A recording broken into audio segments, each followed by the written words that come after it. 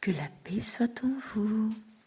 Heureuse d'être un instrument de notre Seigneur pour vous faire part de son message. Aujourd'hui, il veut s'adresser à ceux qui ont le cœur triste, ceux qui sont malheureux, ceux qui se croient être dans l'obscurité, qui n'ont pas de joie. Écoutez, notre Seigneur veut vous dire quelque chose, donc restez jusqu'à la fin. Avant tout cela, prions ensemble. Nous te remercions, notre Seigneur Jésus-Christ, pour ton amour qui nous voit, ton amour qui ne nous laisse jamais seuls, ton amour qui veut nous donner la vie, oui, la vraie vie que tu voudrais que nous ayons. Parle selon ta volonté, que ton Saint-Esprit nous inonde. Au nom de notre Seigneur Jésus-Christ. Amen. Mes chers amis, nombreux sont ceux qui sont des chrétiens, mais qui ne vivent pas la joie, qui n'ont pas la paix, qui sont en permanence, si on peut dire cela, dans la tristesse. Écoutez, Jésus-Christ voudrait vous transmettre ce message, la parole de vérité qui va vous affranchir de cette situation-là. Il va renverser cette situation-là si vous croyez. Il est écrit dans Romains, chapitre 8, verset 28. Au nom du Seigneur Jésus-Christ, nous savons du reste que toute chose concourt au bien de ceux qui aiment Dieu, de ceux qui sont appelés selon son dessein. Donc la première question, mes chers amis, est-ce que vous aimez Dieu? Est-ce que vous aimez Dieu? Puisque si vous l'aimez, alors tout ce qui se passe dans votre vie, c'est pour votre bien. Je répète encore, si vous aimez Dieu, donc on va définir ça comme si vous avez déjà reçu Christ comme votre sauveur. Puisque là, c'est une preuve d'amour. Car Jésus a dit, si vous m'aimez, vous suivrez mes instructions. L'instruction de Dieu, c'est quoi? C'est de recevoir, c'est de croire à son Fils unique, afin que vous ayez la vie éternelle. Alors la question qui se pose, est-ce que vous avez déjà Jésus-Christ en vous? Car c'est la question primordiale, avant que Dieu puisse opérer quelque chose en vous. Si vous ne croyez pas encore, si vous n'avez pas encore reçu Christ comme votre sauveur, alors faites-le maintenant. Il est temps. C'est votre appel pour que vous ayez la vie dont il voudrait que vous vivez. Alors donc, si nous sommes tous déjà à notre Seigneur Jésus-Christ, nous pouvons voir toutes choses sous un autre angle, mes chers amis. Car l'Esprit Saint qu'il a mis en nous va accomplir son œuvre. C'est l'œuvre de l'Esprit Saint, mes chers amis. Savez-vous que le bébé dans le ventre de sa mère grandit sans que personne ne peut le voir? On ne sait pas à quel moment exactement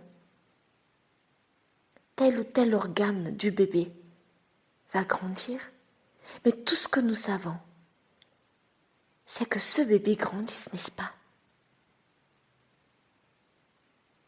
c'est comme ça, l'œuvre du Saint-Esprit. Nous ne pouvons pas le voir, mais nous le sentons. Mais nous avons aussi une part dans tout cela. Comme la maman qui porte son bébé dans le ventre. Sa part de responsabilité, c'est de nourrir ce bébé en mangeant. C'est d'essayer de ne pas être fatigué. C'est d'essayer de ne pas manger des aliments toxiques pour le bébé. Donc, pour nous aussi, spirituellement, nous avons notre part à accomplir. C'est de rejeter le mal, accueillir le bien. C'est de prier avec persévérance. C'est de se nourrir de la parole de Dieu.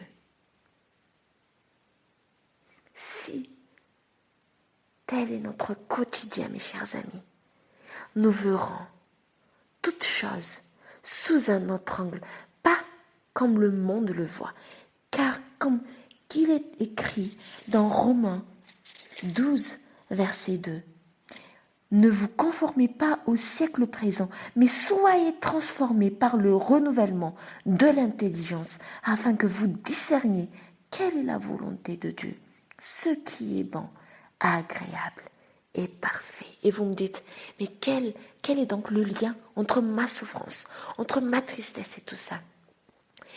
Si vous avez l'esprit en vous, il va renouveler votre intelligence à voir les choses autrement. Écoutez, si vous êtes dans un foyer, si le désordre règne dans ce foyer, s'il y a obscurité dans ce foyer, car vous savez déjà que toute chose concourt à votre bien. Vous n'allez pas vous apitoyer sur votre sort. Non, Jésus va vous éclaircir. Il va mettre un chemin à travers cela. Comme David l'a dit dans son psaume 23, nourrissons de la parole de Dieu, mes chers amis, car c'est là la vie. Il dit, quand je marche dans la vallée de l'ombre de la mort, je ne crains aucun mal, car tu es avec moi. Dieu est avec vous.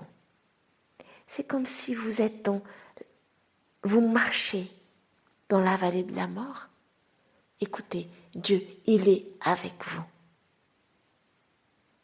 Dieu, il fait un chemin pour vous à travers ce qui vous fait mal. Si nous avons le regard de ce monde, nous allons voir, oui, l'obscurité, les malheurs et tout ça. Mais maintenant, le Saint-Esprit qui opère en nous, il va nous faire voir ceci autrement.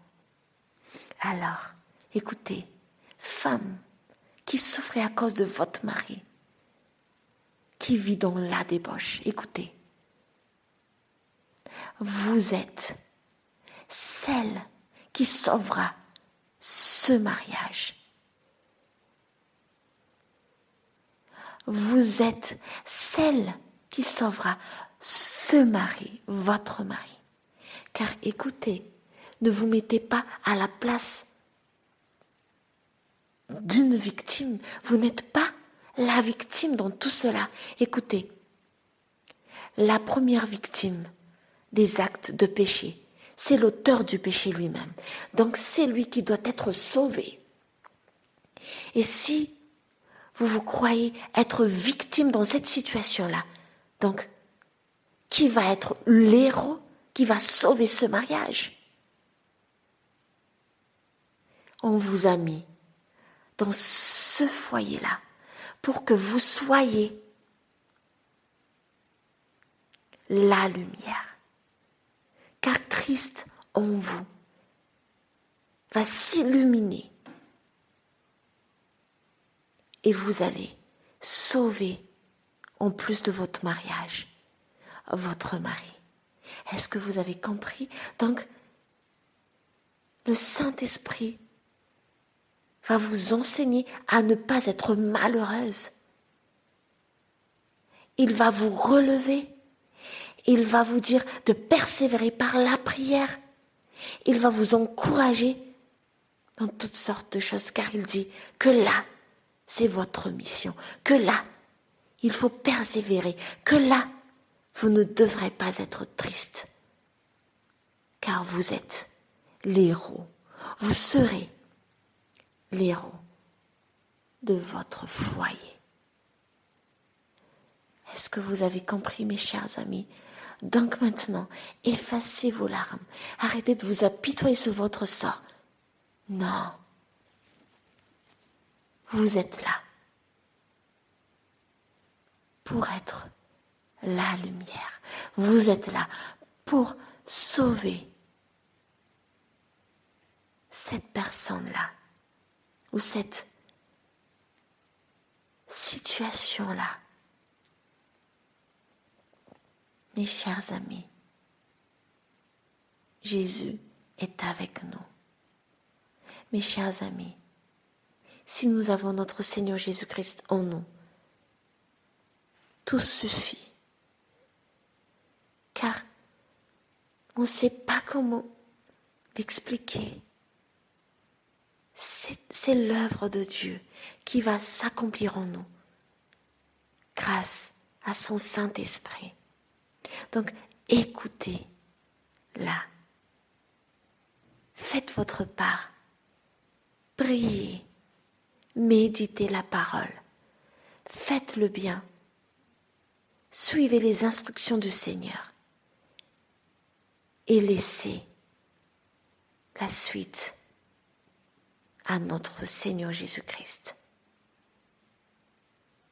Laissez sa paix divine, sa joie divine vous inonder et ne vous voyez plus en tant que victime. Voyez en tant que lumière, en tant que héros, car c'est Christ qui est en vous, qui veut accomplir de grandes choses et par votre intermédiaire sauver plusieurs âmes. Alors que cette vérité soit enracinée en vous, qu'elle vous affranchit de toute tristesse, que le Saint-Esprit vous inonde, que la paix soit en vous et à Dieu seul la gloire. Amen.